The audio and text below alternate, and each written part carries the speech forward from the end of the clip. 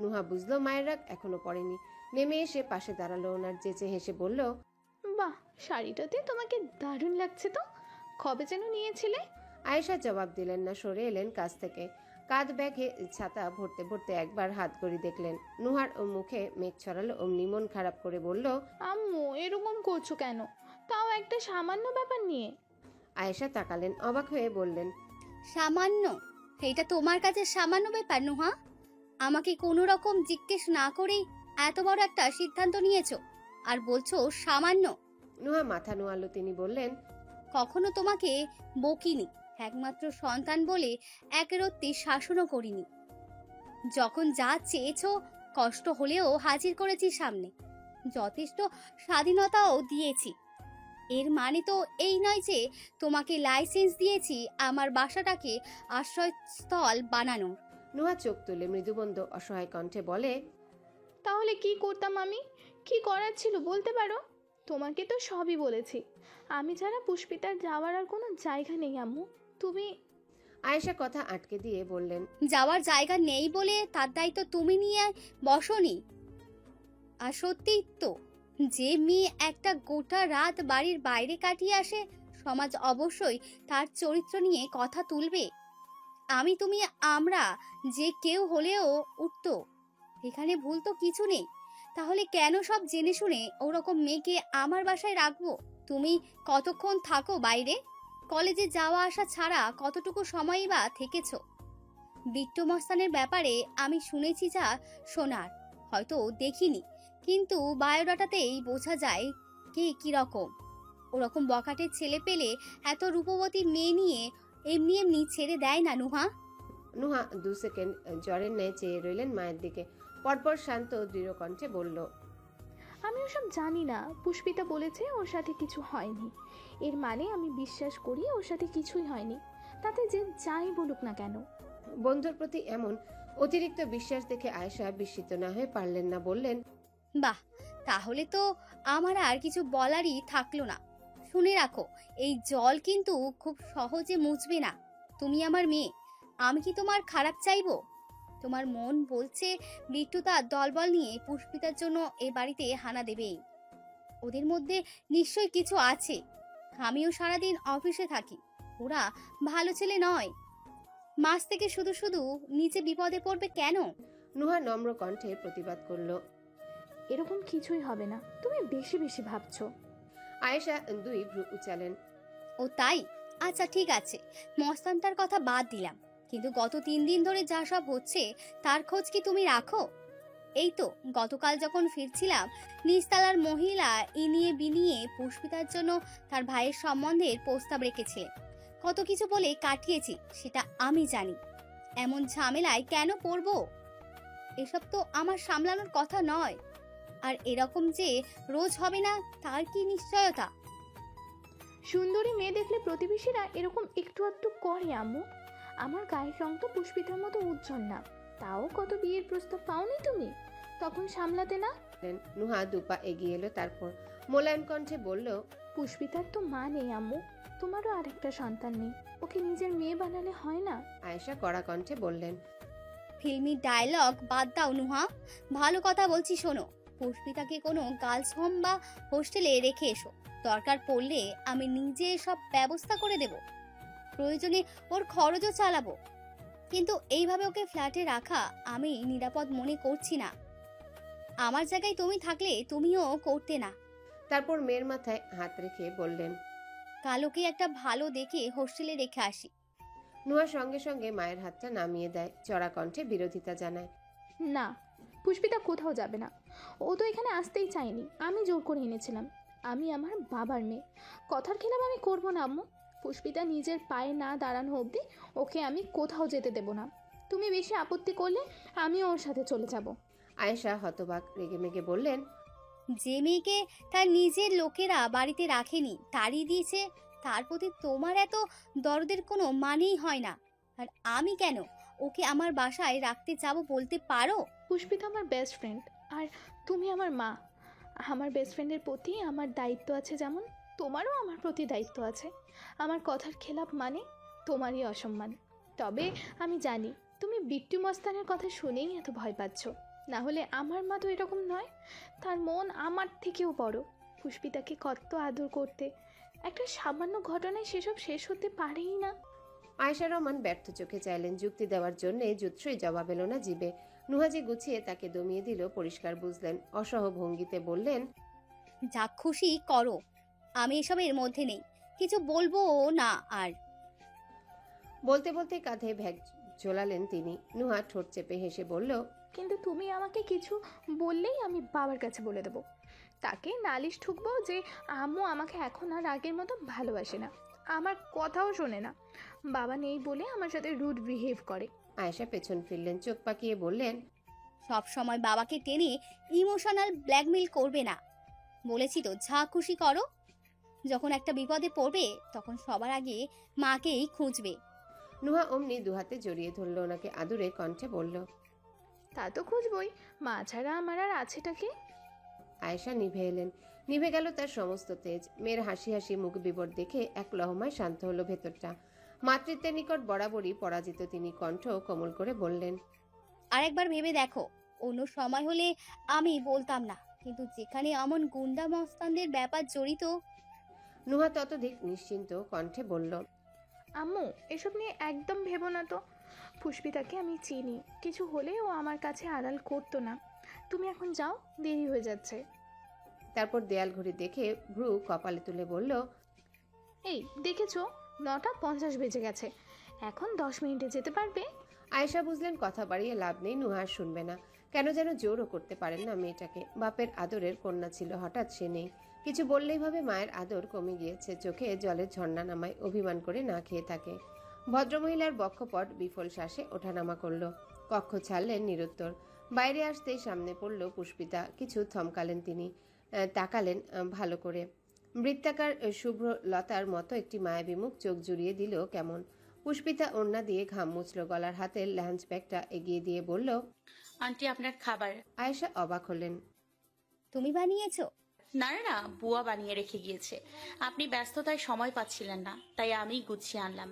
চামচ পানি সব এর মধ্যে দিয়ে দিয়েছি, শুধু পরিমাণটা 19-20 হতে পারে।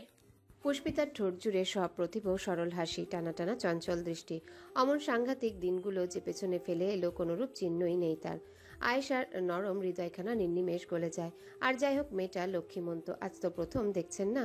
সে স্কুল যাওয়ার বয়স থেকে চেনেন তিনি। ঘাড় ফিরিয়ে একবার নুহার দিকে দেখলেন, তারপর ফোঁস করে শ্বাস ফেলে ব্যাগ হাতে নিলেন, ছোট করে বললেন, থ্যাংক ইউ। পুষ্পিতার জবাব সেই মৃদু হাসিতে। আয়েশা দরজা অব্দি গেলেন, ফিরেছে নুহাকে বললেন, ছিটকিনি ভালো করে লাগাও, কেউ এলে আগে লুকিং গ্লাসে দেখবে, না দেখে কারোর জন্য দরজা খুলবে না। যাওয়ার সময় এই এক সতর্কবাণী তিনি প্রতিদিন দেবেন। নুহার মুখস্থতাও ভদ্রের মতো মাথা কাত করে বলল, আচ্ছা। আয়েশা পুষ্পিতার দিকে চাইলেন, ইতস্তত করে বললেন, পুষ্পিতা, তুমি বাইরে যেও না, ছাদেও না, কেমন? সে অবিলম্বে জানালো, জি। দুজনে সাবধানে থেকো, খেয়ে নিও। উনি যেতেই দরজা লাগায় নুহা। ওপর নিচে দুটো ছিটকিনি তুলে দেয়। অষ্টপুটে যুদ্ধে জেতার মিটিমিটি হাসি মাঝে নরম হয়েছে, টের পেতে বাকি নেই। এখন নিশ্চয় আর পুষ্পিতার থাকা নিয়ে আপত্তি করবে না। যাক, ওকে নিজের কাছে রাখতে আর কোনো বাধা রইল না। তবে নুহা বুক ফুলিয়ে প্রশান্ত শ্বাস টানল।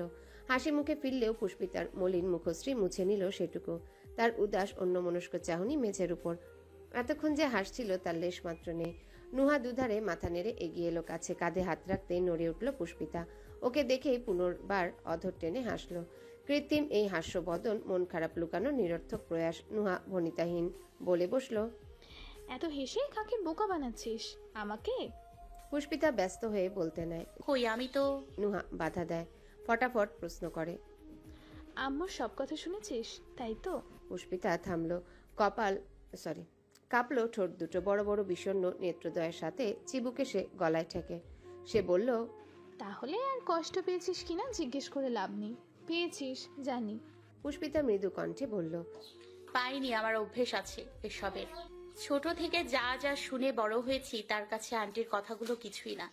তবে একটা কথা সত্যি, উনি সারাদিন বাইরে এত খাটাখাটনি করেন, এর মধ্যে আবার আমি এসে জুটলাম, একটা বাড়তি ঝামেলা।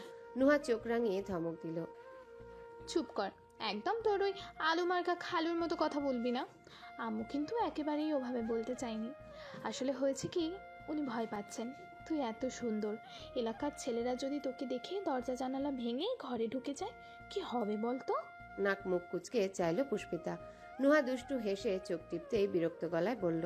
ধুর, সব সময় খালি বাজে কথা। নুহা ভাবমূর্তি গুরুতর করে বলল। বাজে কথা? কোনো দিক দিয়ে এটা বাজে কথা না, বুঝলি? যখন এরকম হবে তখন মিলিয়ে নিস। পুষ্পিতা অতুষ্ট হয়ে বলল। থাক ভাই, আর বুঝতে হবে না। তোর না মাথা ব্যথা ছিল, কমেছে? একটু একটু আছে। কড়া করে চা বানাবো, খাবি? সব প্রবৃত্ত প্রস্তাবখানা নুহা তত্র নাকচ করে বলল। না, আমি বানাবো। পুষ্পিতা দ্বিধাদ্বন্দ্বে ভোগে। কেন, আমারটা ভালো হয় না? হয়, কিন্তু তাতে আমার লাভ কি? আমাকে শিখতে হবে না? আরে যদি ভালো না চাই আরে যদি ভালো চা নাই বানাই, তাহলে তো বিয়ের পর বিপদে পড়বো। শ্বশুর শাশুড়ির মন জয় করতে হবে না? না হলে তো পরের দিনই বাড়িতে ফেরত পাঠিয়ে দেবে। তুই তো আর সেখানে গিয়ে চা বানিয়ে দিবি না। ওই জন্য আমাকেই আগে ভাগে এসব রপ্ত করতে হবে, বুঝলি? পুষ্পিতা হেসে ফেলল, মস্তক নেড়েচেড়ে বলল। বাবা, কত চিন্তা মেয়ের। আচ্ছা ঠিক আছে, যা। নুহা মুচকি হাসে, ভেতরে ভেতরে ভীষণ তুষ্টিতে লুটোপুটি খায়। যাক, মেয়েটা এবার জোর করে হাসেনি। দ্বিগুণ হৃষ্টতায় চপল পায় রান্নাঘরের দিকে এগোলো সে। পুষ্পিতা টেবিলের একটা চেয়ার টেনে বসলো। হঠাৎ কিছু মনে করে দাঁড়ালো নুহা, ঘুরে চেয়ে জানালো। সকালে সালমা আন্টি আবার ফোন করেছিলেন। পুষ্পিতার একটু আগে সদ্য ফোটা হাসি মুহূর্তে শেষ। উদ্বিগ্ন হয়ে শুধালো। বলিসনি তো আমি এখানে? না, যা ইমোশনাল ব্ল্যাকমেল করে রেখেছিস, এরপর আর সাধ্য আছে আমার? পুষ্পিতা চোখ বুজে শ্বাস ফেলল। নুহা বলল। তবে শুক্রিয়া কর, আন্টি আমাদের নতুন বাসা চেনেন না। আমারও নাম্বার ওনার কাছে নেই, না হলে এতদিনে ঠিকই জেনে যেতেন যে তুই এখানে। পুষ্পিতার মলিন স্বর। জানে না বলেই তো এখানে এলাম। আন্টি খুব কাঁদছিলেন জানিস, বারবার অনুরোধ করছিলেন যেন তুই থাকলে জানাই। আমার এত খারাপ লাগছিল মিথ্যে বলতে। পুষ্পিতার বিষাদটুকু হুড়হুড়ে রেগে ফেরত আসে। সমগ্র আদল জুড়ে অদৃশ্য ব্যথার অসিত দাগ। হীরক চূর্ণের জলরাশি সেকেন্ডে ছাপিয়ে ফেলে কোটর। ভেজা কণ্ঠে বলল। আমি জানি মনির রাহাত আমার একটা খোঁজ পাওয়ার জন্য কতটা ছটফট করছে। আমি বুঝি। আমি কি কম কষ্ট পাচ্ছি বল? জন্মের পর মনিকে ছাড়া কখনো থাকিনি। রাহাতটা রাতে না খেয়ে ঘুমায়, জোর করে ওকে তুলে খাইয়ে দিতে হয়। মনির কোমরে ব্যথা, নিচে বসে কাজ করতে পারে না। একটু ঠান্ডা লাগলেই অবস্থা খারাপ হয়ে যায়, সেক দিতে হয় বারবার। এখন এসব কে করবে? আমি তো কাছে নেই, কে দেখবে? শেষ দিকে স্মরণালী বুঝে এলো। নুহা বলল। আচ্ছা, এক কাজ করলে হয় না? ধর আন্টিকে শুধু জানিয়ে রাখলাম তুই কোথায়, কিন্তু ও বাড়িতে না গিয়ে তুই আমার কাছেই থাকলি, তাহলে কেমন হয়? পুষ্পিতা সজোরে মাথা নেড়ে বলল। না না না, মনি জানলে আমাকে জোর করে হলেও নিয়ে যাবে, সাথে রাহাত তো আছেই। তারপর আবার খালুজানের সঙ্গে সেই একই অশান্তি। ওদের তো ভালোবেসে বিয়ে। আর যাই হোক, খালুজান মনিকে প্রচন্ড ভালোবাসেন। আমি ব্যতীত অন্য কিছু নিয়ে কোনো ঝামেলা, কোনোদিন ঝগড়া হয়নি দুজনের। সবকিছুর মূলে সবসময় আমিই ছিলাম। আর সেদিনকার সবটুকু তো তুই নিজেই শুনেছিস, দেখেছিস। ওখানে যাওয়ার মানে পুরো বিল্ডিং এর মানুষ আমার উপর ছি ছি করবে। খালুজানের সম্মান নষ্ট হবে, ফ্ল্যাটটাও ছাড়তে হবে আমার জন্য। কিছু না করেও চরিত্রে কাদা মাখানোর মতো বর্বরতা সহ্যের শক্তি আমার নেই রে নুহা। তাছাড়া আমি চাই না মনি আর খালুজানের সম্পর্ক নষ্ট হোক। আমাদের সংসারে সামান্যতম চির ধরুক বা নতুন কোনো ঝামেলা হোক আমায় নিয়ে। একবার যখন চলে এসছি, ওখানে না ফেরাই ভালো। আমার একটু খারাপ থাকায় যদি বাকি মানুষগুলোর ভালো হয়, হোক না। হ্যাঁ, প্রথম প্রথম আমাকে ছাড়া মনির কষ্ট হলেও আস্তে ধীরে ঠিকই সামলে উঠবে, দেখিস, ঠিক ভুলে যাবে। এর চেয়ে বেশি কথা ফুটলো না মেয়েটার। বলতে বলতে ঠোঁট ভেঙে ফুপিয়ে কেঁদে উঠল। টেবিলের উপর দুহাত জড়িয়ে ঠেসে দিল মাথা। গতরের মৃদু টালমাটাল কম্পন বেড়ে এলো ক্রমে। নুহা ব্যস্ত পায়ে কাছে এসে দাঁড়ালো, গায়ে পিঠে হাত বুলিয়ে বলল। সেই তো, একদিন সব ঠিক হবে, আমিও জানি। তুই বোকার মতো কাঁদিস না প্লিজ বাবু। পুষ্পিতা মাথা তুলল। এইটুকুতেই মুখবিবর লালচে, যেন চামড়া ফেটে রক্ত আসবে ভাব। বৃহৎ অক্ষিপটে সমুদ্র জলের উত্তোলন। নুহা যেন এক নিরাপদ শরণ। পুষ্পিতার পেল্লব দুই বাহু কেমন ঝড়ের বেগে হামলে ধরল তার সরু কোমর। কান্নার শব্দ আচ্চে পেনে চিকন কণ্ঠ ফুঁড়ে তারা বেরিয়ে এসেছে বাইরে। কেমন হাহাকার ধ্বনিতে বলল। আমার বুকটা জ্বলে যাচ্ছে নুহা, দম বন্ধ লাগছে। আমি মনিকে ছাড়া কি করে থাকবো? রাহাতকে ছাড়া বাকি দিন কিভাবে কাটবে আমার? কেন মনি আমার নিজের মা হলো না বলতো? তাহলে তো পৃথিবী ধ্বংস হলেও ওদের থেকে আলাদা হতে হতো না আমাকে। কেন অধিকার বোধের এমন সস্তা বেরিতে আটকে গেলাম আমি? সব সময় আমার সঙ্গে কেন এরকম হয়? নুহার চোখেও জল, বাম হাতে মুছে বলল, আল্লাহ পরীক্ষা নিচ্ছেন পুষ্পিতা। পরীক্ষা শেষ হলেই দেখবি তোর সব দুঃখ শেষ। আমার মন বলছে খুব শীঘ্রই একটা সুখের প্রজাপতি নিজে উড়ে এসে দরজায় দাঁড়াবে। একটু থেমে বলল, আর তাছাড়া এই তো অল্প কটা দিন, সামনের মাসেই আম্মুর বদলি হচ্ছে না, গাজীপুরে শিফট হচ্ছি তো।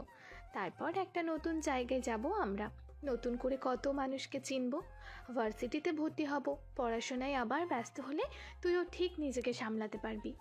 পুষ্পিতার জবাব এলো না, তার শরীর ভাঙছে, গলায় হু হু আওয়াজ। নুহা আজলে ওর ভেজা মুখ তুলল, আদ্র গাল থেকে অশ্রু মুছিয়ে বলল, এমন চাঁদের মতো মুখে কি জল মানায়? আমি কিন্তু তোর কান্না দেখতে বসে নেই। আমার সাথে থাকতে হলে সব সময় হাসতে হবে, একটু আগে যেমন হাসছিলি অমন, বুঝেছিস? মাথা নেড়ে হেসে বলল, হ্যাঁ বুঝেছি। নুহা চোখ পাকিয়ে তাগাদা দেয়। তার মুরব্বিয়ানায় পুষ্পিতা স্বল্প হাসলো, আদেশ মেনে বলল, বুঝেছি। এই তো ভালো মেয়ে, বস, আমি চা নিয়ে এক্ষুনি আসছি। নুহার যাওয়ার দিক থেকে চোখ ফেরালো পুষ্পিতা। সালমা বেগম আর রাহাতের নিষ্পাপ মুখটা মানুষপটে ঘুরে ফিরে ভাসছে। অচিরে চক্ষু কোটর ভরে ওঠে, ফোঁটা ফোঁটা বৃষ্টির ন্যায় গাল বেয়ে নামে। বুকটা দুভাগ হয়, একবার ওদের কাছে যাওয়ার তৃষ্ণায় অন্তঃপট হাহাকারে মাতে। তারপর কানে বাজে সেদিন ভোরের প্রতিটা কথা, প্রতিটা দৃশ্য। এক একটি মানুষের ছুড়ে দেওয়া সেসব তিক্ত বিষাক্ত বাক্যবান তীক্ষ্ণ গতিতে এসে মস্তিষ্কে বিধে। দুশ্চরিত্রা কলঙ্কিনী শব্দগুলো মনে করতেই পুষ্পিতা চক্ষু পল্লব খিচে নিল, মর্মাহতের ন্যায় ঢোক গিলল। ওই দিন সে বেরিয়ে এসেছিল বাড়ি থেকে, উম্মাদের ন্যায় ছুটেছিল দিক বিদিশা ভুলে, অথচ কোথায় যাবে কি করবে কিচ্ছু জানতো না। নুহা যে একইভাবে পেছন পেছন আসছিল তাও খেয়াল করেনি। মেয়েটা জোরাজোরি করে ওকে নিয়ে এলো এখানে, কিন্তু আয়েশা রহমান হয়তো খুশি হননি। অবশ্য না হওয়ারই কথা। সব শুনে যেখানে তার নিজের লোকেরাই বিশ্বাস করলো না, সেখানে আয়েশা রহমান তো রক্তের ধারে কাছেও নয়। ওনার জায়গায় উনি একদম সঠিক। পুষ্পিতা আহত শ্বাস টানল। সামনে ভার্সিটিতে ভর্তি হতে হবে। সারা জীবন মনি এত দুর্ভোগ পুহিয়েও ওকে পড়িয়েছেন। জীবনে যত উচ্চাটনি আসুক, এই লেখাপড়া যে কোনোভাবেই ছাড়া যাবে না। যাই হয়ে যাক, মনির মান রাখতে হবে। কিন্তু অনার্স পড়া যে অনেক টাকার ব্যাপার, অথচ এই মুহূর্তে একজোড়া হাত পা ব্যতীত একটা কানাকড়িও নেই ওর কাছে। কোথায় পাবে জানে না, শুধু জানে এখন একটা কাজ জোগাড় করা খুব জরুরি। কিন্তু কি কাজ করবে? এত অল্প লেখাপড়ায় কোনো চাকরিও তো জুটবে না। টিউশনই একমাত্র উপায়। অন্তত সেমিস্টার ফিটুকু জোটাতে পারলে চলে যাবে। পুষ্পিতা বিরস চোখে সাদা দেয়াল দেখল। অতীত যেমন তেমন হলেও ভবিষ্যৎ জোর ভীষণ লড়াইয়ের। আচ্ছা, এই লড়াই সে পারবে তো টিকতে? প্রতিদিনকার মতো এক ঝাঁক সাঙ্গপাঙ্গ নিয়ে বসে তীব্র। পুরনো দোকানের ভেতর ক্যারামের বোর্ড বসেছে তাদের। দশাধিক যুবকের জটলা, গুটিতে টোকা দেওয়ার এক একটি উৎকট আওয়াজ, হই হট্টগোল সহ সবটা স্বাভাবিক রইলেও সাফিন স্বাভাবিক নেই। সে কিছুতেই ঠিকঠাক হতে পারছে না। ভয়াবহ অনুশোচনায় ভেতর পড়ছে।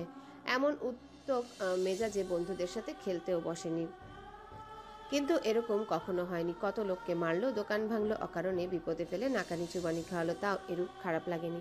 মেয়েটা এতিম অসহায় জেনেই হয়তো পরিতাপের মাত্রা এত প্রগাঢ়।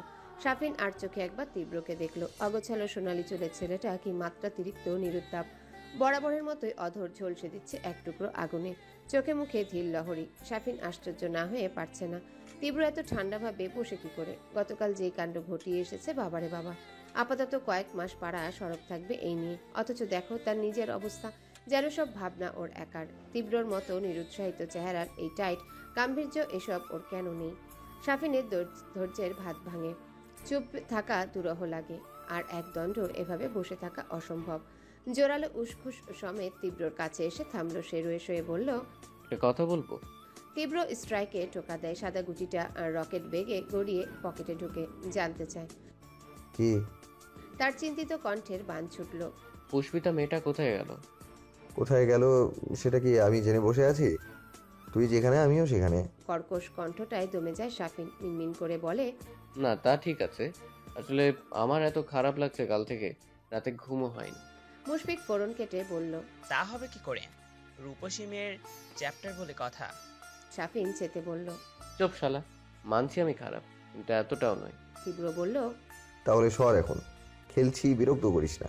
সাফিন সরল না, এক চুল নড়ল না অবধি, উল্টে হুলস্থুল প্রস্তাব রাখলো। আচ্ছা, আমরা মেয়েটাকে খুঁজতে পারি না? তীব্র চোখা নেত্রে চাইলে বলল। না মানে ভুলটা তো আমাদেরই ছিল। মিরাজ কথাটা শুধরে দিয়ে বলল। আমাদের না, বল ভুল আমার, মানে তোর। ভালো করে দেখে শুনে কাজটা করলে আজ এমন হতো। সাফিন মুখ ছোট করে বলল। হয়েছে রে ভাই, এক কথার কতবার বলবি? যতবার তুই ভুল ভাল বলবি ততবার। সাফিন ফুলকো লুচির ন্যায় ফুঁসে ওঠে, জবাব দিতে চেয়ে ও থামে। তীব্রর দিকে চেয়ে বলে। দেখ বিট্টু মাস্তান, বকাটে যাই হই, একটা বিবেক তো আছে। সামনের শনিবার আমার ফ্লাইট, এর মধ্যে একবার মেয়েটাকে খুঁজলে ভালো হয় না? অতটুকু মেয়ের সাথে এতিম, নিজের কেউ নেই শুনে আমার কেমন কেমন লাগছে ভাই। তীব্র নিরুত্তর। ময়দা ছড়ানো কাঠের বোর্ডে মন্থর তার হস্তগতি। সবাই ওর উত্তরের আশায় চেয়ে। সাফিন বুঝলো না কথাটা তীব্র শুনেছে নাকি শোনেনি। নিশ্চিত হতে শুধালো। বুঝবি, আঙ্কেলের সোর্স লাগালে হয়তো খুব সহজে পাবো। বার পরিবার থেকে ওর একটা ছবি। মাঝপথে অনীহা থমথমে জবাব এলো। দরকার নেই। সাফিন উৎকণ্ঠিত হয়ে বলল। কিন্তু এটা কি উচিত হবে? আমাদের জন্যই তো।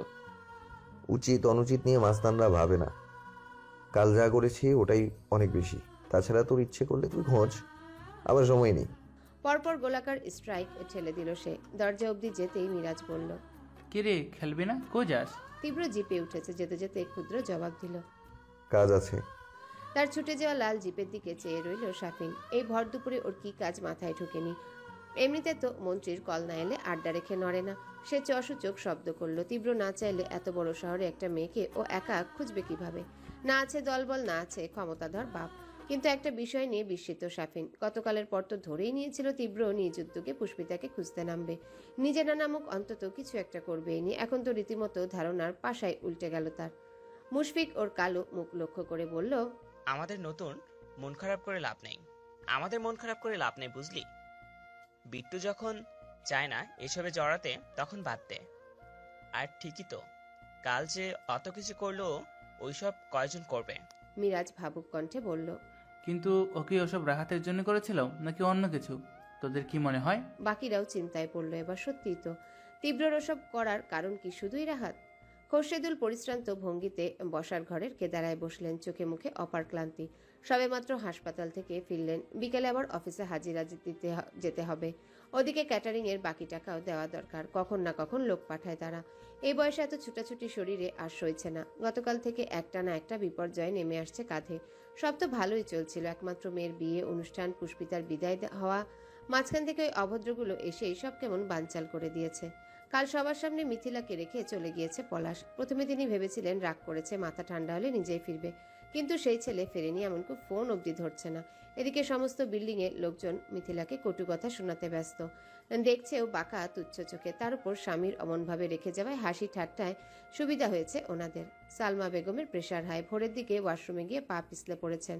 অসাবধানতায় স্টিলের ট্যাপে মাথা ঠুকেছে। রীতিমতো গলগল করে রক্ত বের হয়েছে ক্ষত থেকে। বাড়িতে তখন অল্প কজন। সকলে দিশেহারা হয়ে ওনাকে নিয়ে হাসপাতালে ছুটেছেন। দুর্বল সালমা বেগম এখন ভর্তি সেখানে। স্যালাইন চলছে পটাপট। আলেয়া বানু, মহিদুল সাহেব সবাই ওখানেই আছে। খোরশেদুল সবকিছু কেমন বিষাক্ত লাগছে। মেয়ের বিয়ে হলো না 2 দিন, এর মধ্যে এরকম একটা জঘন্য কাণ্ড, তাও জামাইয়ের সামনে। অসভ্যগুলো যা তা শুনিয়ে গিয়েছে। মানিজ্যত কিছু অবশিষ্ট নেই। তিনি শোবার ঘরের বন্ধ দরজার দিকে চাইলেন এক পল। মিথিলা স্বেচ্ছায় বন্দি সেথায়। ভোরবেলার এত চেঁচামেচিতেও একবার উকি অব্দি দিল না। ভেতরে আবার কিছু উল্টাপাল্টা ঘটায়নি তো?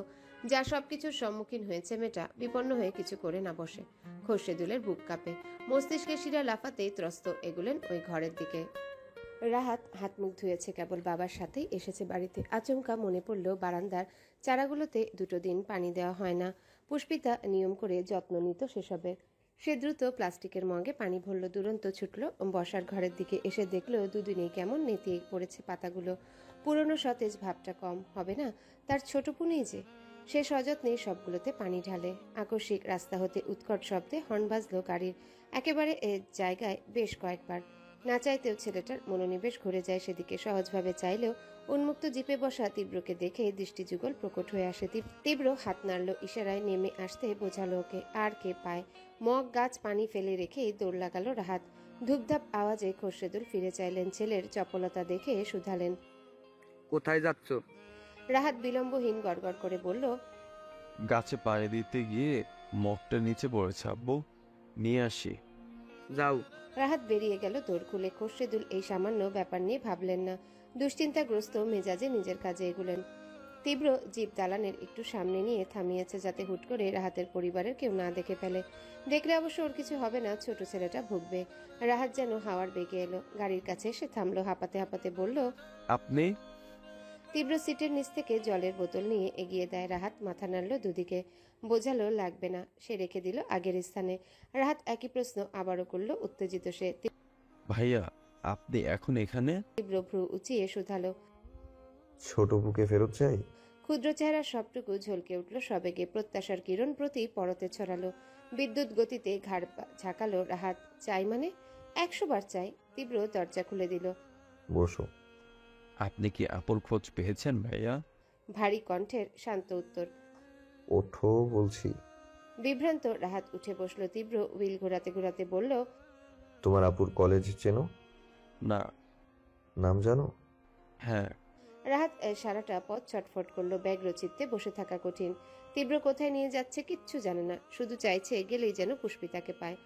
অথচ তীব্র হতে সামান্য আওয়াজ নেই। একেবারে পুষ্পিতার কলেজের সামনে এসেই জিপ থামালো সে, নামালো ওকে, বলল। তুমি বসো, আমি আসছি। রাহাত অস্থির হয়ে বলল। আমি যাব না। না। তীব্র আশেপাশের দোকান দেখিয়ে বলল। কিছু খেতে চাইলে খেও, যে কোনো দোকানে আমার নাম বললেই হবে, আমি যাব আর আসবো। রাহাতের নিরস বদন উজ্জ্বল হলো না, শুধু ঘাড় কাত করলো একটু। তীব্র কলেজের ভেতরে পা বাড়ায়। প্রথমে দারোয়ানের সঙ্গে কথা বলে মূল ভবনের দিকে এগোয়। রাহাত কাতর চোখে চেয়ে থাকলো। ছোট্ট বক্ষ ভেদ করে ব্যথাতুর শ্বাস এলো। খুব ভোরবেলা বেরিয়েছিল মাকে নিয়ে। তন্দ্রিত চেহারায় অশেষ শ্রান্তি, অথচ পুষ্পিতার খোঁজ পাবে শুনতেই সব কেমন এক ঝটকায় মুছে গিয়েছে। এখন ফিরে পাবে তো ছোটাপুকে, ওকে সাথে নিয়ে বাড়ি ফিরতে পারবে। গতকাল ওর উপর দিয়েও কম ঝড় যায়নি। খোরশেদুল ঠিক বুঝেছিলেন এসবের পেছনে সেই যে গিয়ে কথাগুলো তীব্রর কানে দিয়েছে, আর তাতেই ক্রোধে আগুন হয়ে গায়ে হাত তুলতে পর্যন্ত উদ্যত হয়েছিলেন তিনি। আলেয়া বানু আটকাচ্ছেন ছেলেকে, নাতি তার বংশের প্রদীপ, তার চোখের মনি। কিন্তু মিথিলা রেহাই পেল না। বাইরের লোকজনের সামনে আলেয়া কুলু পেটে থাকলেও ঘরে ঢুকেই জবান ছুটেছে তার। ছোট কণ্ঠে প্রতিটা কথায় ওকে খুঁচিয়েছেন, তুচ্ছ তাচ্ছিল্য করে যা নয় তাই শুনিয়েছেন। মিথিলা তো আর পুষ্পিতার ন্যায় নরম সরম নয়। একে স্বামী ফোন ধরছে না, ব্লক করেছে নাম্বার, দুয়ে এসব। সে নিজেও তেলে বেগুনে জ্বলে উঠল, পাল্লা দিয়ে দাদির সাথে তর্কে নামলো। কথা কাটাকাটির পর্যায়ে তখন তুঙ্গে। খোরশেদুল মেয়েকেও কিছু বলতে পারেনি, মাকেও না। তবে স্বস্তি পেয়েছিলেন সালমা ওষুধের প্রকোপে নিদ্রায় বিভোর থাকায়, নাহলে কি যে হতো। ভোরে নুহাকে ফোন করে যখন কোনোভাবেই পুষ্পিতার খোঁজ পেলেন না, সালমা আরও 4 গুণ ভেঙে পড়লেন। ফলস্বরূপ অমনভাবে পড়ে গিয়ে মাথা ফাটল। রাহাতের বিশ্বাস পুষ্পিতা ফিরলে এই সব কিছু আবারও ঠিক হয়ে যাবে, আগের মতোই সবকিছু ভালো হবে। এক তুড়িতে মাও সুস্থ হয়ে উঠবেন। রাহাতের চিন্তার মধ্যেই তীব্রকে দেখা যায়, আসছে সে। রাহাত ব্যাকুল চোখে তাকালো। তীব্র ওকে ওভাবে ঠায় বসা দেখে বলল। কিছু খেলে না? রাহাতের ওতে কান নেই, বিক্ষিপ্ত অধীর প্রশ্ন চলল। আপুকে পেয়েছেন? আপু কি ভিতরে আছে? তীব্র বলল। না। রাহাতের উতলা চোখ দুটি নিরাশায় নিভে গেল, নিষ্পৃহ আওড়ালো। তাহলে? তীব্র জিপে উঠতে উঠতে বলল। ব্যবস্থা করেছি যাতে তোমার আপু এখানে পা রাখলেও খবর আমার কানে চলে যায়। কিন্তু ছোট আপু এখানে এসে কি করবে ভাইয়া? ওর তো এখানকার পড়াশোনা শেষ। জানি, তাও আসবে। যদি না আসে? তীব্র ভ্রু গুছিয়ে চাইল, কথাটা ফেলে দেওয়ার মতো মনে হয়নি। সত্যি তো, জেমের মাথার উপর ছাদ আছে কিনা জানা নেই। সে কি আদৌ পড়াশোনার জন্য কাগজপত্র নিতে আসবে কলেজে? যদি না আসে তবে যে সমস্ত পরিকল্পনায় মাটি। তীব্রর মুখের গুরুতর ভঙ্গি দেখে রাহাত যা বুঝার বুঝে নেয়। চাপা ক্রন্দনে ফিনফিনে ঠোঁট ভেঙে চুরে আসে। তীব্র ওকে শান্ত করতে বলল। কেঁদো না, তুমি না বড় হয়ে আমার মতো হবে। আমার মতো হতে গেলে কিন্তু কান্না ভুলে যেতে হয় রাহাত। কিন্তু ছোট আপু? পাওয়া যাবে, নিশ্চিন্ত থাকো। রাহাত অশ্রু মুছে বলল। সত্যি যাবে? তীব্র মাথা দুলালো, এক পেশে হাসলো একটু, পোড়া ঠোঁট কামড়ে ভাবলো। তীব্র আজ অব্দি যে কাজে হাত দিয়েছে তা বিফলে যায়নি। মেয়ে যেখানেই থাকুক, জমিনে বা পাতালে, খুঁজে আমি নেবই। দরজায় নিরন্তর করাঘাতে শব্দে বিরক্ত হলো মিথিলা। চসূচক শব্দ করলো, শোয়া থেকে উঠে এসে ছিটকিনি টানলো। মেয়ের অক্ষত মুখখানা দেখতেই প্রাণ পেলেন খোরশেদুল। প্রকাশ না করলেও গোপনে বুক ভরে দম টেনেছেন তিনি। তারপর গম্ভীর গলায় বললেন। সকাল থেকে দরজা খুলছে না কেন? মিথিলা যত যাই হোক বাবাকে মানে ভয় পায়। উত্তরে মাথা নুইয়ে বলল। ভালো লাগছিল না কিছু। ভোরবেলা এত চেঁচামেচি শোনেনি? তোমার মা যে পড়ে ব্যথা পেয়েছে, হাসপাতালে নিয়ে গেলাম, টের পাওনি? মিথিলা ভীষণ আশ্চর্য বনে চাইল, অবাক কণ্ঠে বলল। মা হাসপাতালে? কেন, কি হয়েছে? পাল্টা অবাক হলেন খোরশেদুল। এই ঘর আর বসার ঘর কতটা দূরে, সাউন্ড প্রুফ তো নয়। সালমার মাথা ফাটা নিয়ে সকালে হুলস্থুল বাঁধালেন ওনারা, এমনকি আলেয়া অবধি নাকে কাঁদলেন, অথচ মেয়েটা কিছুই জানে না। খোরশেদুল ব্যথিত হলেন। ঠিক বুঝেছেন তাহলে, মেয়েটা অধিক শোকে স্তব্ধ হয়ে পড়েছে। স্বামীর ফেলে যাওয়া আর অত মানুষের খেচাখেচি। তার মেয়ে বড় আদরে আহ্লাদে মানুষ, এরকম পরিস্থিতিতে কি কখনো গিয়েছে? খোরশেদুলের মায়া হলো, পিতৃসুলভ মমতার চাহনি উপচে এলো দু চোখে। এখন মায়ের কথা শুনলে মেয়েটার এর উপরও আবার আরেক চিন্তায় পড়বে। থাক বরং, মিথ্যে বললেন। তেমন কিছু না, দুর্বল, স্যালাইন দিচ্ছে। মিথিলার ছোট জবাব। ও, খোরশেদুল প্রসঙ্গ পাল্টাতে বললেন। পলাশের সঙ্গে কথা হয়েছে? অচিরেই মুখে মেঘ জমল মিথিলার। আগের থেকেও ভাটভাট স্বরে জানালো। না। ফোন করনি? মিথিলার বলতে খুব লজ্জা লাগছে, তাও জানালো। করেছিলাম, আমাকে ব্লক করে দিয়েছে। খোরশেদুল এবার সোজাসুজি শুধালেন। ওই বখাটেগুলো যা যা বলে গেছিল সেসব সত্যি? মিথিলার চিবুক গলার কাছে ছিল এতক্ষণ। প্রশ্নটা এবার গলা ফুঁড়ে বেরিয়ে যাওয়ার প্রয়াস জানালো। যথাযথ উত্তর দিতে ব্যর্থ সে। মিথ্যা বলতে গেলেও সুনিশ্চিত ধরা পড়বে। চুপ করে থাকলেও বিপদ কোন দিকে যাবে, কি বেছে নেবে? বিয়ের দুদিনের দিন মানুষের ঘুরে ফিরে শহর ছাপিয়ে ফেলে, আর সে কিনা এসব প্রেম টেম নিয়ে পুরনো কাসুন্দি ঘাটছে। মিথিলার আগে সবটুকু চড়াও হলো নাহিদের উপর। কোন কুক্ষণে বলদটার সাথে সম্পর্কে গিয়েছিল কে জানে। নিজেও ভালো থাকবে না, ওকেও ভালো থাকতে দেবে না, সামনে পেলে চড়িয়ে লাল করে দেবে একদম। খোরশেদুল মেয়ের হাবভাবে যা বুঝার বুঝে নিলেন, হতাশ হলেন ভীষণ। আক্ষেপ জানিয়ে বললেন। তোমার থেকে আমি এসব আশা করিনি মিথিলা। ওরকম একটা মাস্তানের বন্ধুত্ব মাস্তানি হবে? কি রুচিহীনের মতো একটা কাজ করছো, সিসি।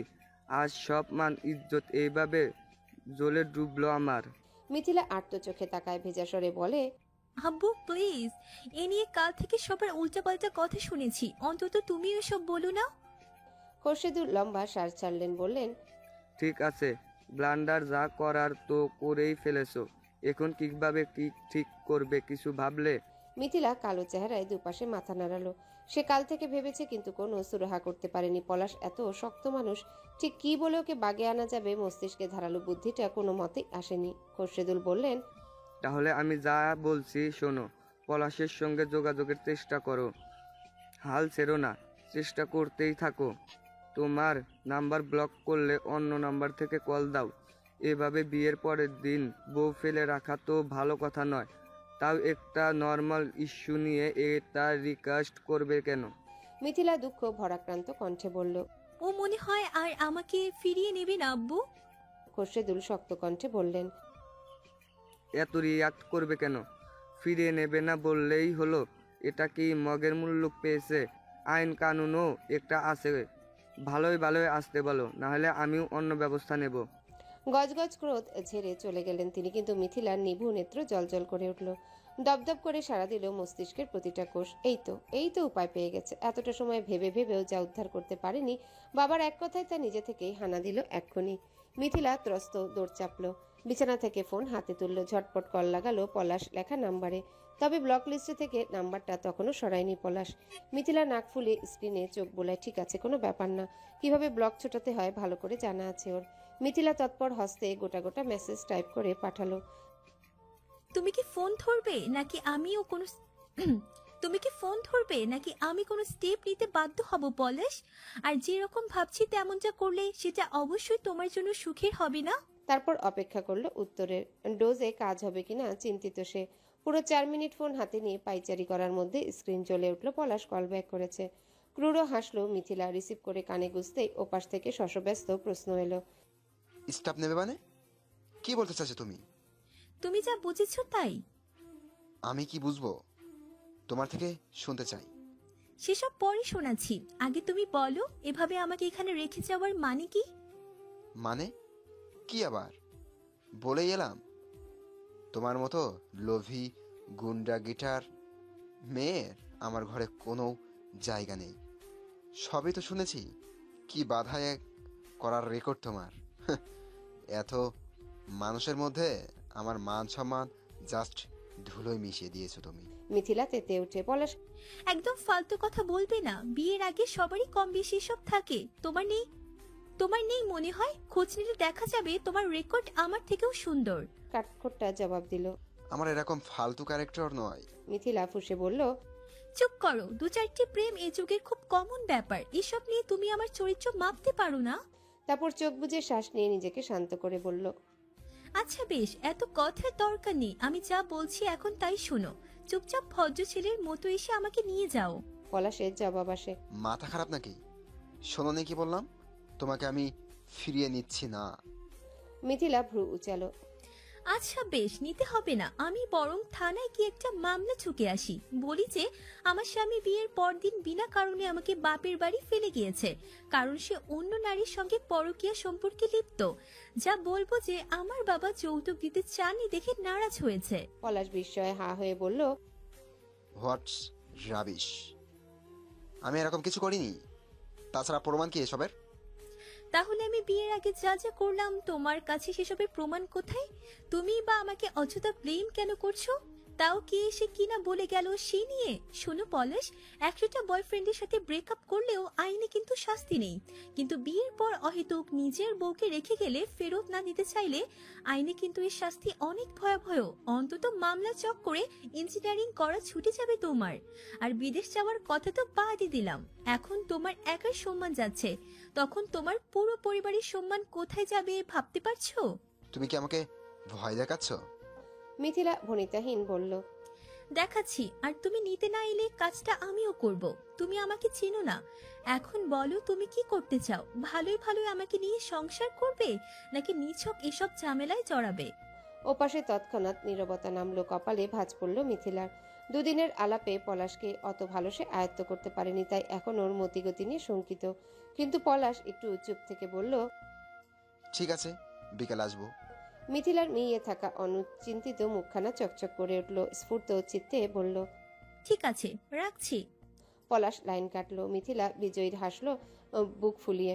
ঠোঁট ভর্তি গাঢ় পৈশাচিক আনন্দ। সে স্ক্রিনের দিকে চেয়ে বলল, তোমাকে চালাক ভেবেছিলাম, অথচ তুমি সেই নাহিদের মতো আরেকটা গাধা বের হলে। সালমা বেগমকে হাসপাতাল থেকে সন্ধে নাগাদ ছাড়া হলো। ওনার দুর্বলতায় কাবু দেহটা সবাই ধরাধরি করে নিয়ে এলো বাড়িতে। খোরশেদুল অফিস থেকে আবারও হসপিটালে গিয়েছিলেন। অতটুকু সময় আলেয়া বানু আর সালমার ভাইয়ের বউ ছিলেন কাছে। রাহাত দরজা খুলল। ওকে আর হাসপাতালে নেওয়া হয়নি। ছোট মানুষ রোগীদের ভেতর গিয়ে কাজ নেই। রাহাত মাকে দেখতেই গতিতে জড়িয়ে ধরল। এক প্রকার হামলে পড়ল ওনার বুকের উপর। প্রকোপে সালমা পড়ে যেতে নিলেন। খোরশেদ দাঁড়িয়ে ছিলেন পেছনে। চট করে ধরে ফেললেন স্ত্রীকে। সালমা বেগম চাইলেন এক পল। গম্ভীর মুখে আবারও দৃষ্টি ফিরিয়ে নিতে আহত হলেন ভদ্রলোক। সেদিনের পর থেকে সালমা এখন অবধি একটাও কথা বলেনি ওনার সঙ্গে।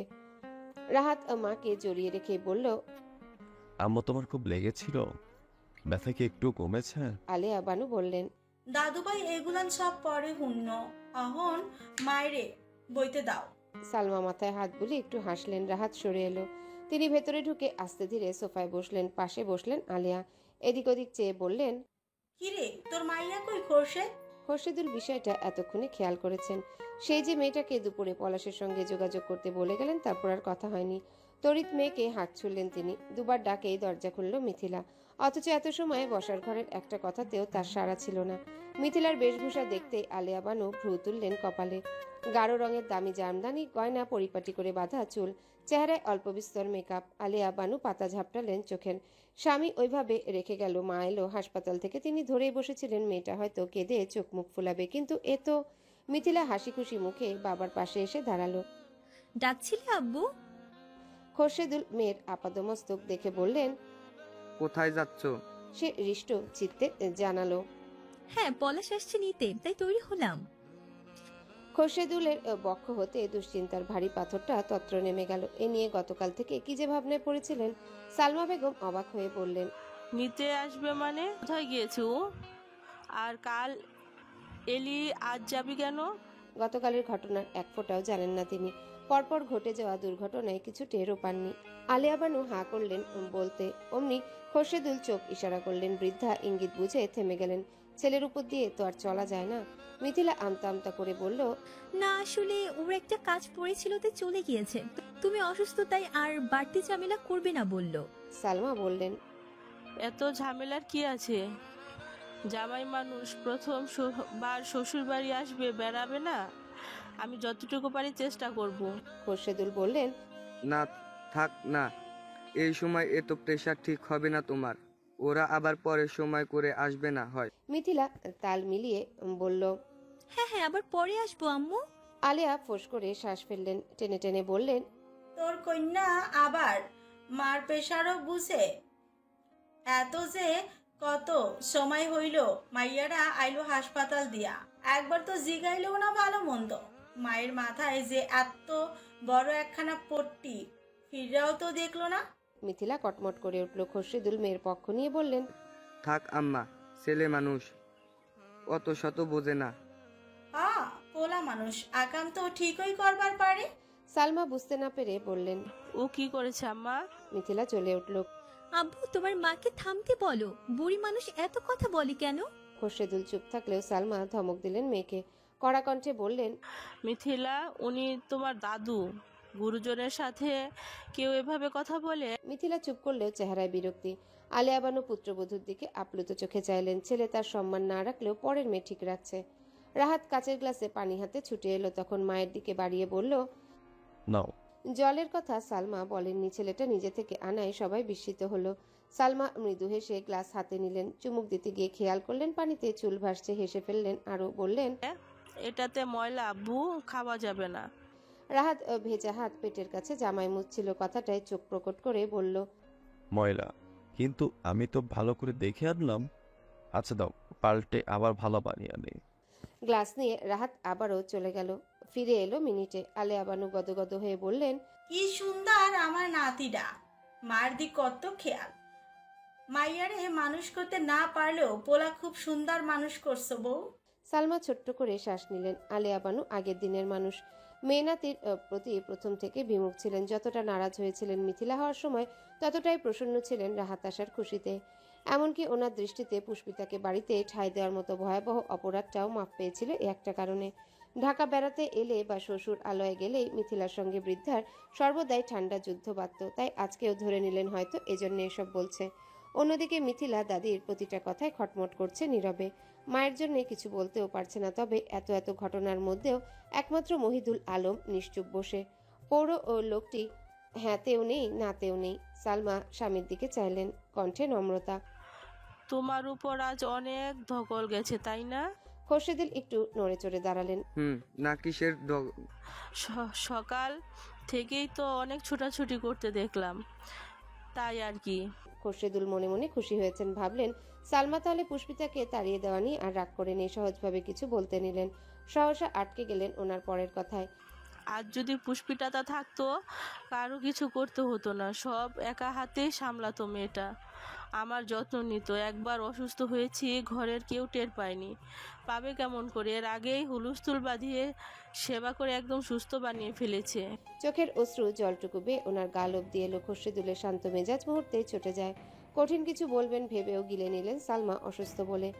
আশ্চর্যজনকভাবে আলিয়া বানুও সায় মেলালেন আজ, মন খারাপ করে বললেন, হ্যাঁ, কথাখানা সঠিক।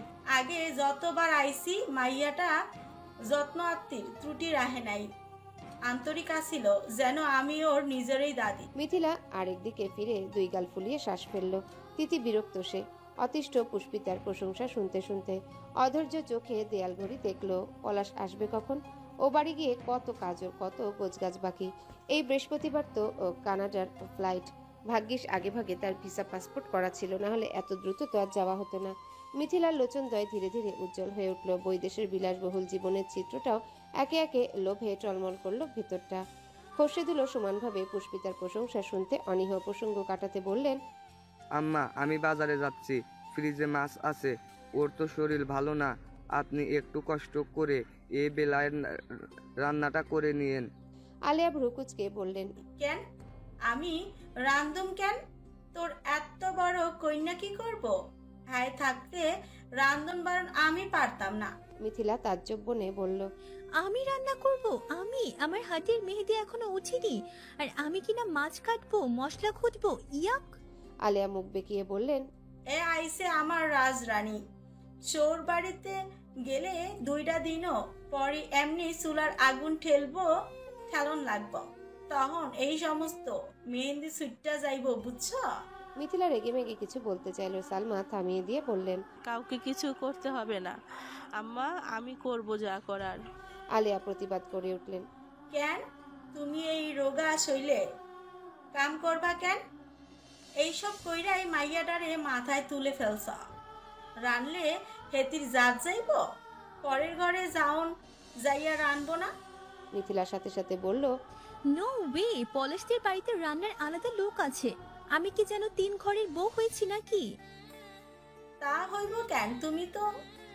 খোরশেদুল মাঝপথে চসূচক শব্দ করে বললেন, উফ, থামো তো তোমরা, রান্না আমি করব, হয়েছে যত সব।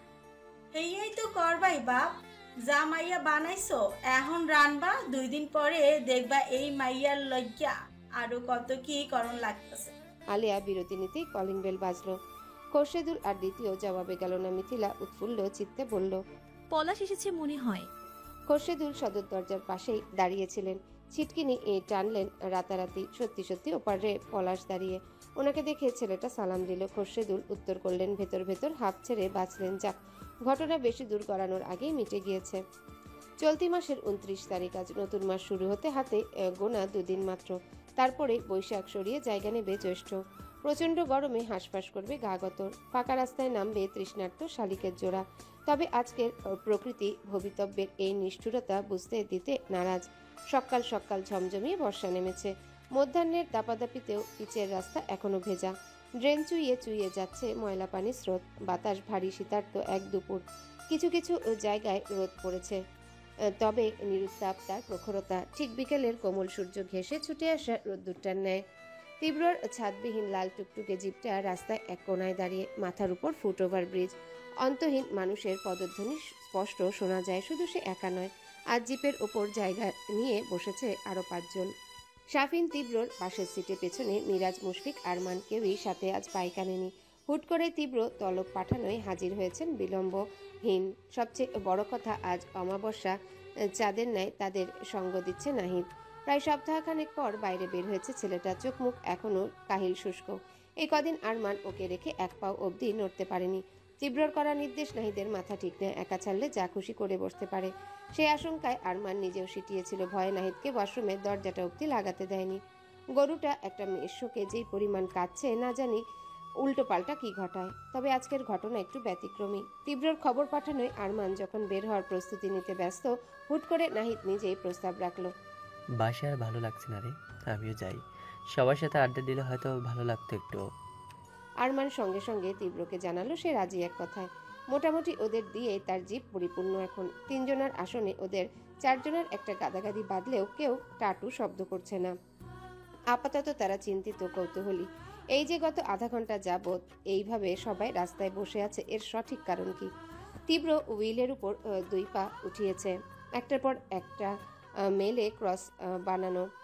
ডান হাতে ফোন, বা হাতে সিগারেট। না কিছু বলছে না কিছু করছে। তার এমন উদ্বেগহীন ভাবমূর্তি বন্ধুদের মাথার উপর দিয়ে যায়। একে অপরকে একটু পরপর ভ্রু চায় সবাই, কিন্তু কেউই কিছু জানে না। নাহিদের অবশ্যই সবে আগ্রহ নেই, তবে বাকি 4 জন অধৈর্য হয়ে পড়ল। মিরাজ জিজ্ঞেস করেই বসলো, কিরে বিট্টু, আজ হঠাৎ উত্তরে কেন এলাম? কাজ আছে নাকি এখানে? হ্যাঁ। শাফিন বলল, কি কাজ?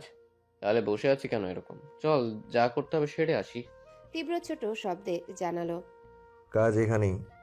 এখানে?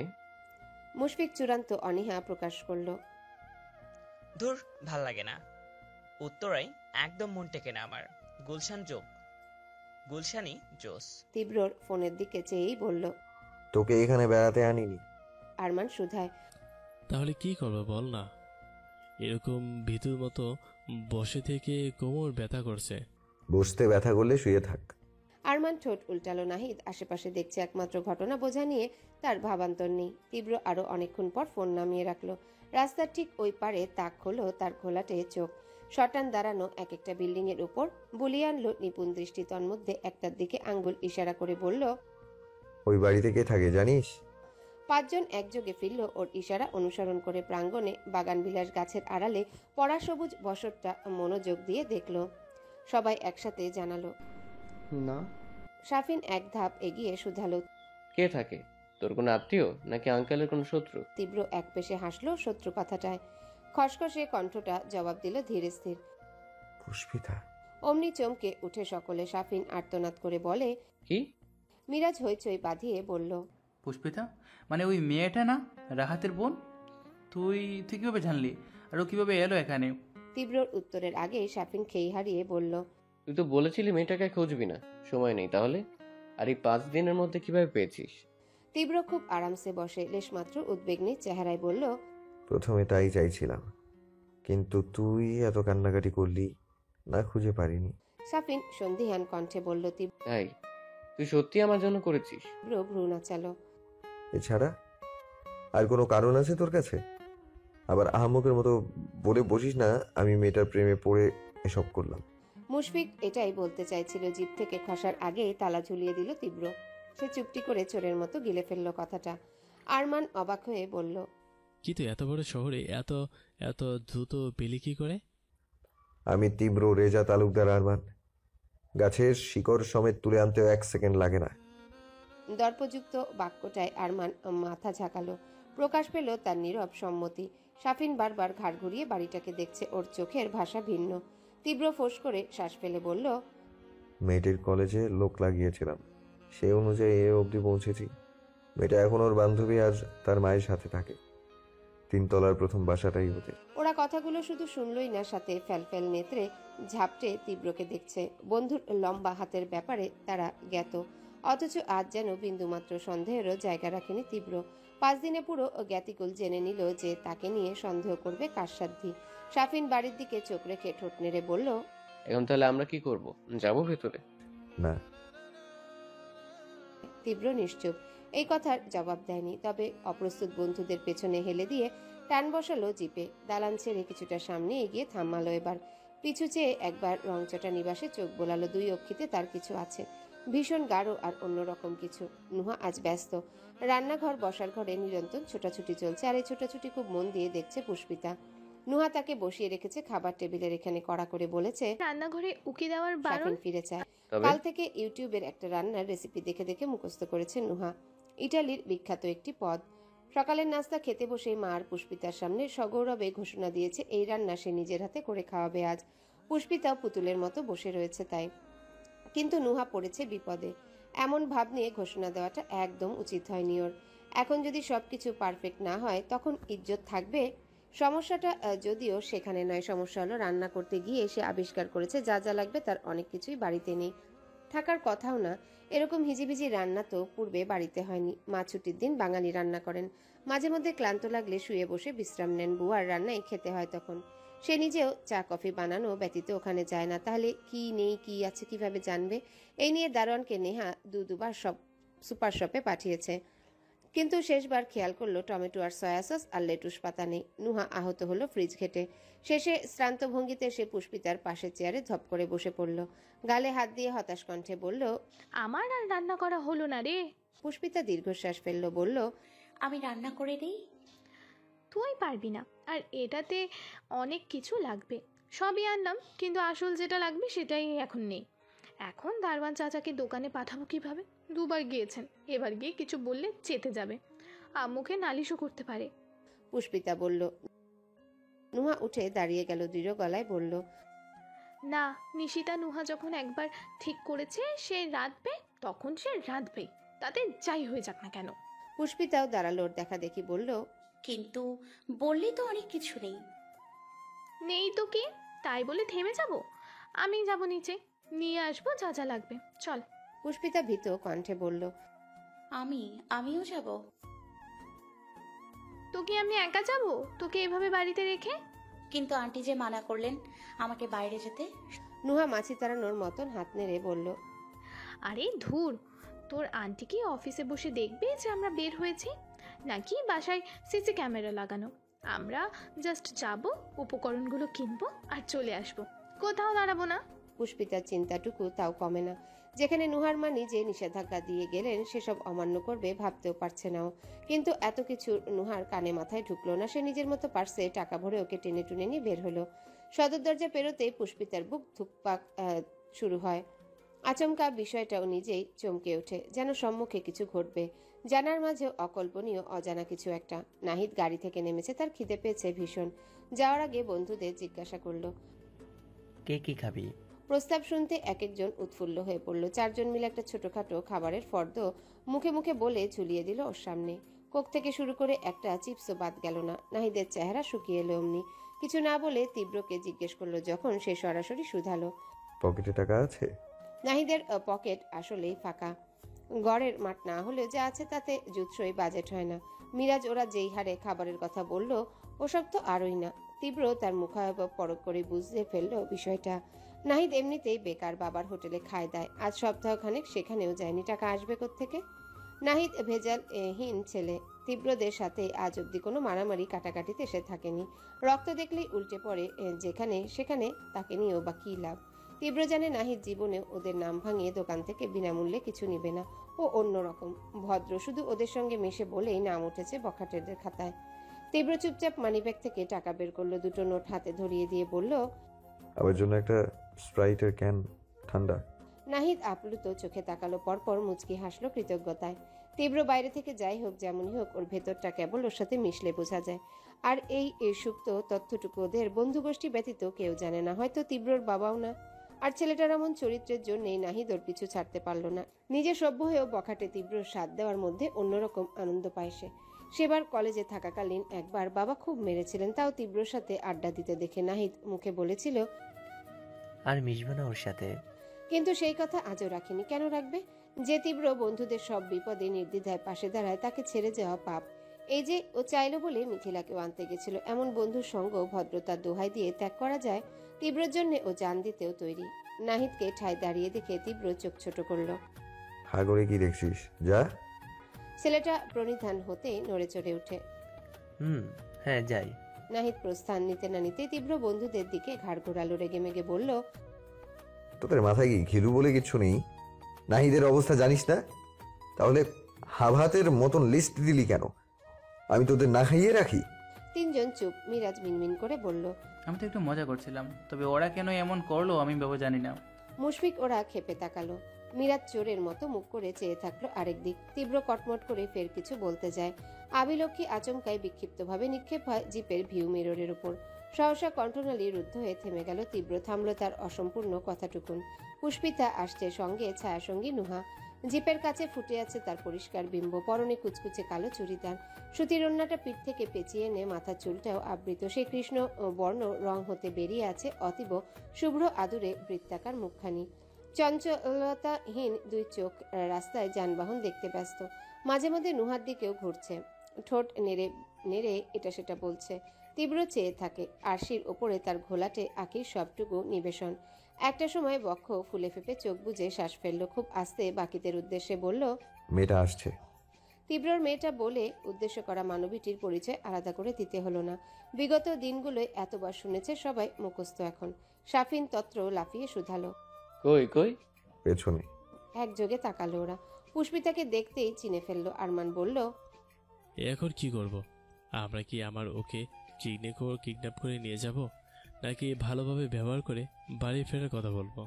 এদিকে নুহা বকবক করছে। সে আসলে ভরাডুবি দুশ্চিন্তায়। প্রেস্টিজ যে করেই হোক বাঁচানো চায়। বলল, আমার তো কাঁচা টমেটো লাগবে রে পুষ্পিতা, সব ভ্যান দেখি পাকাটা নিয়ে ভর্তি।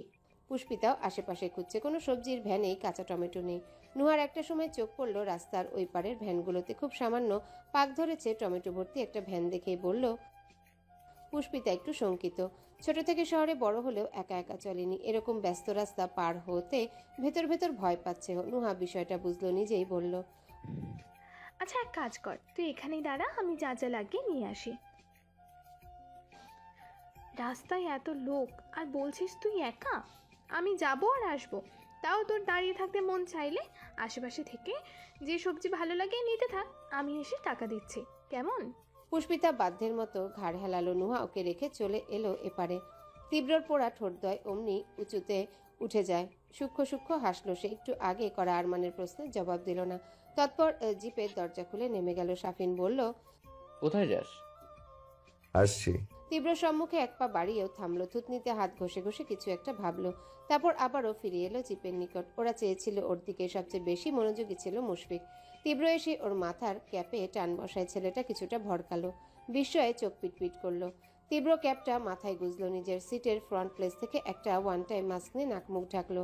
দুটো জিনিসের ব্যবহারে মুহূর্তেই বেশ পাল্টে গেল ওর। ফেরত গেল সেই রাতের নারী অপহরণকারী বিট্টু মাস্তানের রূপে। সাফিন ওরা বিহবল চোখে চেয়ে থাকে, সাথে প্রচন্ড বিভ্রমে হাবুডুবু খায়। বিট্টু আবার এই বেশ নিয়েছে কেন? তবে তীব্র এসব আমলে নিল না। বন্ধুরা প্রশ্ন করবে সে সময় অবধি দিল না। লম্বা পায়ে তরবরিয়ে হেঁটে চলে গেল রাস্তার ওপাশটায়। আরমান সেদিকে চেয়ে বলল, কিভাবে বলতো? বিট্টুর হাব ভাব কিছুই বুঝছিস না তোরা? মুশফিক মিরাজ সঙ্গে মাথা নাড়ল, বলল, না রে ভাই, ও কি করছে ও জানে, কিছু তো বলছে না। এত রহস্য রাখছে কেন? এত রহস্য দিয়েছি, একটা ওয়েব সিরিজ বানানো চাই। সাফিনের কপালে ভাঁজ পড়েছে তীক্ষ্ণ তার চাহনি। তীব্র চালচলন বেশ সন্দেহজনক। ওদের সামনে অনীহার ভান করে, অথচ ভেতরে ভেতরে যেন ওর আগ্রহই সবচেয়ে বেশি। এই যে নেমে গেল, পুষ্পিতার কাছে গিয়ে দাঁড়ালো, এসব কেন? কেনই বা একা একা ওদের না জানিয়ে মেয়েটাকে খুঁজে বের করেছিল? নাহিদ বন্ধুদের হুকুম মতো সব স্ন্যাক্স একটা বড় পলিথিনে ভরে নিয়ে এসেছে। ড্রাইভিং সিট খালি দেখে বলল, বিট্টু কই? তার প্রশ্নের উত্তর এলো না। দেখা গেল চারজন এক এক ধ্যানে নিবেশিত। সাফিন তাকিয়ে তীব্রদের দিকে, আর মিরাজ, মুশফিক আর আরমানের নজর অন্য কোথাও। নাহিদ ওদের দৃষ্টি অনুসরণ করে নিজেও তাকালো। একটা মেয়ে ব্যতীত তেমন কিছু না পেয়ে বুঝে নিল যা বোঝার। দুপাশে অতিষ্ঠ ভঙ্গিতে মাথা নাড়ল সে। ঢেকি স্বর্গে গেলেও ধ্যান ভাঙে। বদমাশগুলো এখানে এসেও এসব শুরু করে দিয়েছে। তীব্র জিপের কাছে একটা বড় স্টেশনারি শপ। নুহা সেখানে এসেছে মশলা আর সস নিতে। ভোরের ভারী বর্ষণের পর নেমে আসা হালকা পাতলা শীতের তাপে একটা পাতলা চাদর গায়ে জড়ানোর, যেটা এই সময় ওদের তিনজনের নিকট হাস্যকর মনে হলো। মুশফিক ওকে শুনিয়ে টেনে টেনে বলল, আহারে, শীত শীত লাগে বুঝি। হ্যালো বন্ধুরা, পরবর্তী পার্ট খুব তাড়াতাড়ি আসবে, তো সবাই অপেক্ষায় থাকো। আর চ্যানেলটি যারা এখনো সাবস্ক্রাইব করোনি তারা পরবর্তী পার্ট দেখার জন্য চ্যানেলটি সাবস্ক্রাইব করে রেখো। ধন্যবাদ সবাইকে, আমাদের সাথেই থেকো।